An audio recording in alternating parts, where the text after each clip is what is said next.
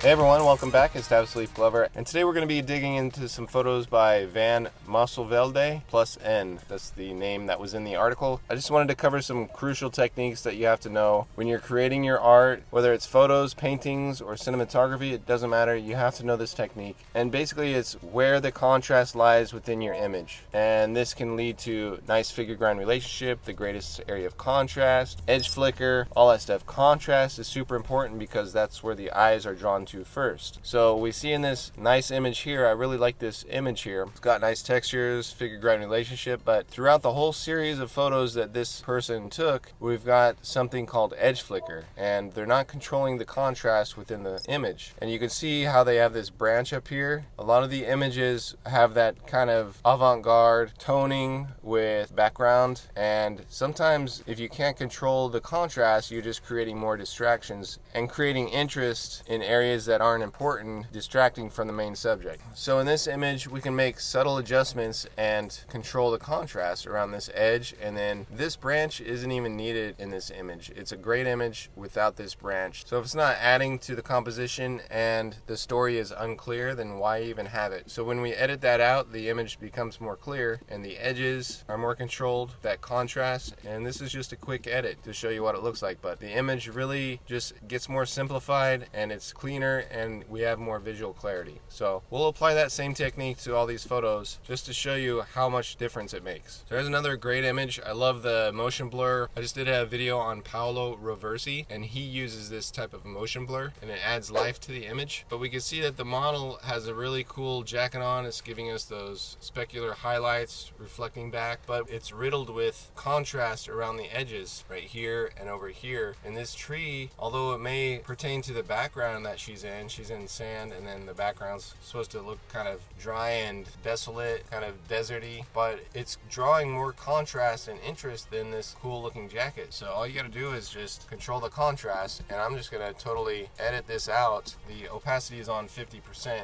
and I'm just kind of editing out, but how far do you want to take it? So this tree is still adding context, but it's just kind of like a whisper and not distracting from the main subject. So we can just edit this out until you're satisfied with the context it's adding. So right there, it's not distracting from the main subject, but we still have kind of like the silhouette that the artist was going for. Erase all this high contrast around the edges, subdue that a little bit more over here with some, and you can see this contrast really easily. You can try squinting, you can see it also, or you can use the threshold adjustment layer, which is right here, and you put that on and you can slide it up and down. I have another video that shows you how to find the GAC, and this threshold layer is involved, and you can slide it to the highlights or to the shadows and see where everything lies. But if we slide it to the highlights over here, we see where our eyes are being drawn, and then when I turn that adjusted layer off, we can see how much distraction is around the edges there. So let me turn this off. We don't need a harsh vignette around the edge. It doesn't have to be harsh or anything like that. You don't want it to create a distraction or be super obvious. So like down here, it's a little bit obvious, so we can erase that and start over and make it more subtle. But just subtly lay in value until it's controlled a little bit better, and then you have a nicer image. So when you're using this threshold layer, you can blur the image to simplify the shapes a little bit more. See how the shapes are simplified? You don't get the sparkle, the individual sparkles. They're all kind of combined together. But you can use this to find the GAC and where the contrast is lying within the image, and that's super important to control. But let's keep looking at these other ones, and I'll point out some of the other distractions. But right here we can see distractions on the right side. We see this wire going up into the head right here, this wire in the background.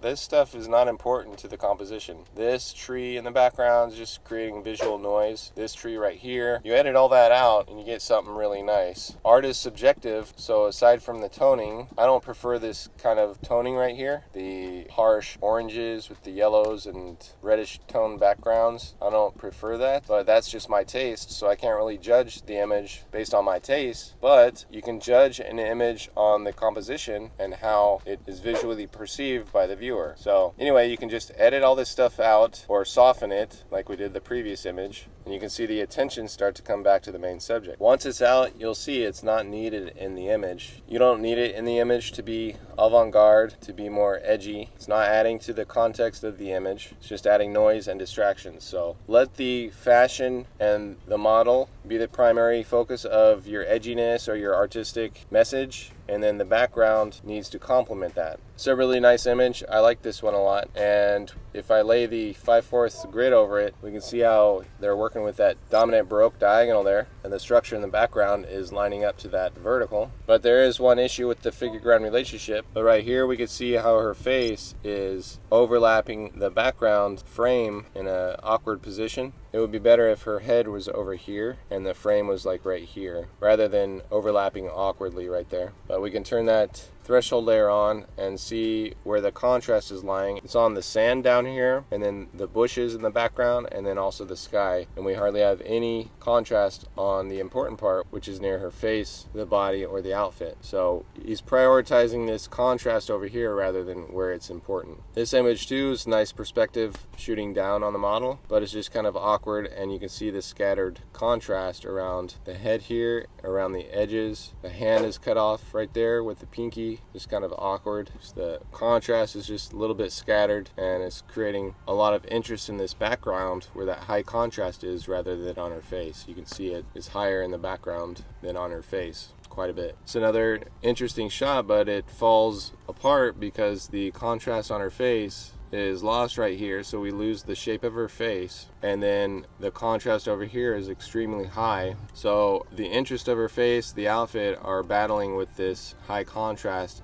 which is near that edge there. Really not a good composition. So if you like this kind of stuff, I have some links in the description below. I make things to help artists surpass their plateau and reach their master level. It's really helping them out, and you can check that out when you can. This one's a nice shot. Can't judge the coloring. I don't like the coloring, but can't judge that. But we can complain about this stick coming out of the back of her wardrobe. We don't need that there. That can be edited out.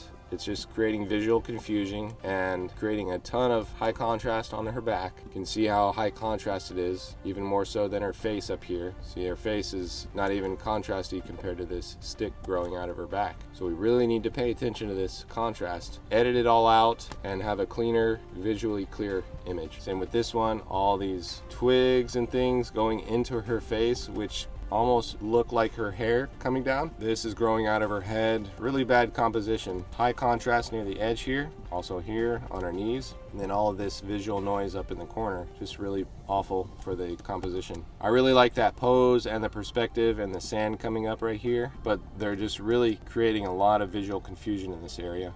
This one, same thing, the trees over here, and then the wire going through her head. Other than that, we've got a nice image. The contrast here is a little bit too high. They should control that and keep it right on the model and her wardrobe. Another interesting shot, same thing. High contrast here on the edge, high contrast here where it's not important, and then the wire going through the back. Nice figure-ground relationship right here. Nice motion blur. Interesting pose. It's got a little bit of excess negative space on the bottom. This one too, the wires in the background, the high contrasting trees. I like the wind blowing her hair. It's nice movement there. And center composition, nice balance, nice figure-ground relationship. Just too much contrast right here on the edge. And let's look at the threshold. You can see how bad it is. Like if you look at the contrast on her face, and we slide this down, we see how it just disappears and it's all consumed by this tree on the left side here. It's an interesting shot, just poorly executed, I think. Got the lens flares, which are distracting because they're behind her. Same with here. Nice figure-ground relationship on her head and her back, but the lighting,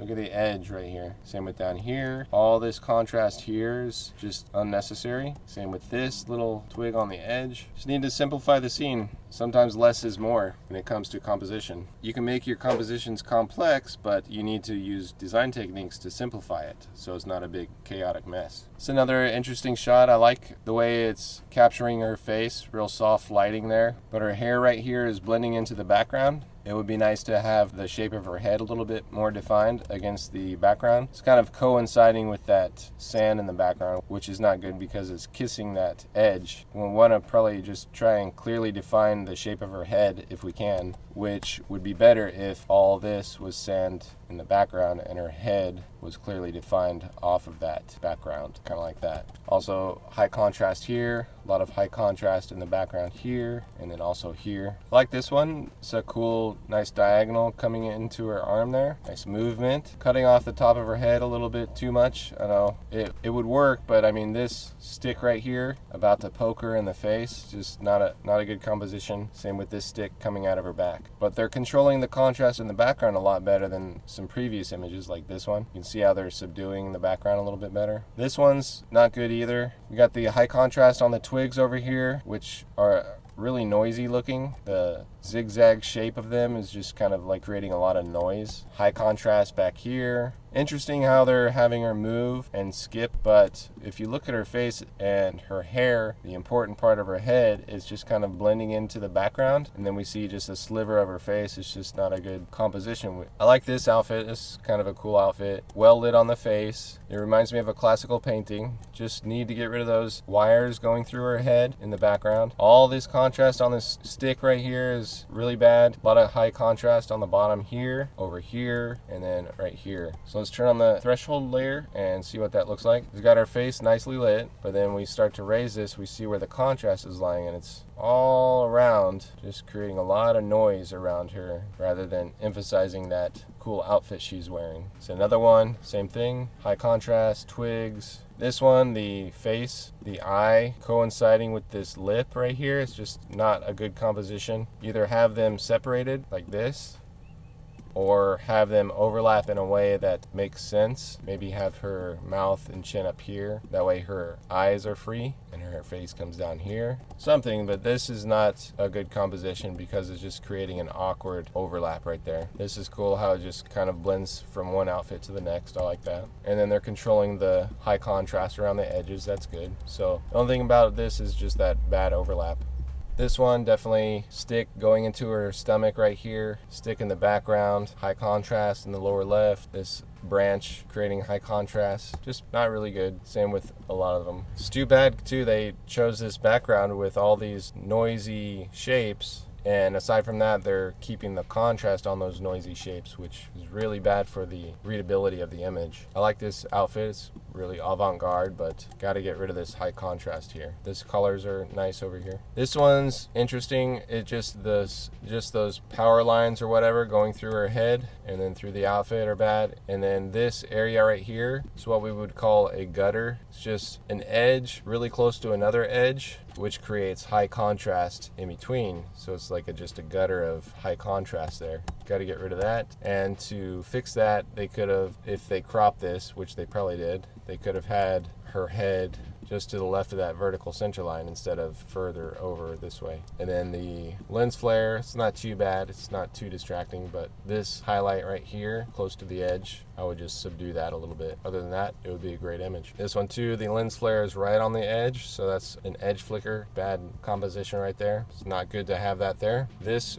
lens flare is coinciding with the line in the background, which is not good. This line isn't good, but also this lens flare coinciding with it just creates visual confusion. This one going through her head, it's not good. This is coming out of her waist, it looks like, because the values are blending together, but it's probably just a background element and it's distracting from the main subject. Same with down here, distracting from the main subject. This is okay, but it's higher contrast than her head. If we use that threshold layer, we'll see how much contrast is down there. You can see her face is really dark, but when we raise up this contrast, we see how it's coming down right here and then all around except for where it's important, which is her face. So that's it for this one. I hope that helps you guys out when you're editing your photos. Just need to subdue some of that contrast around the edges, control the contrast, and you'll be in control of how your viewer sees your art. You don't want their eyes kind of bouncing around and wandering around from contrast point to contrast point on the edges and things like that, because that's not where the main story is. The main story is with your subject. So keep the interest there. Add little bits of interest around the composition, but make sure they're not higher contrast than the main subject. But that's it for today, guys. I really appreciate the support. Leave a comment down below of any artists you're interested in, and I will take a look at them. Maybe they can make it into another video. But until next time, I'll talk to you later.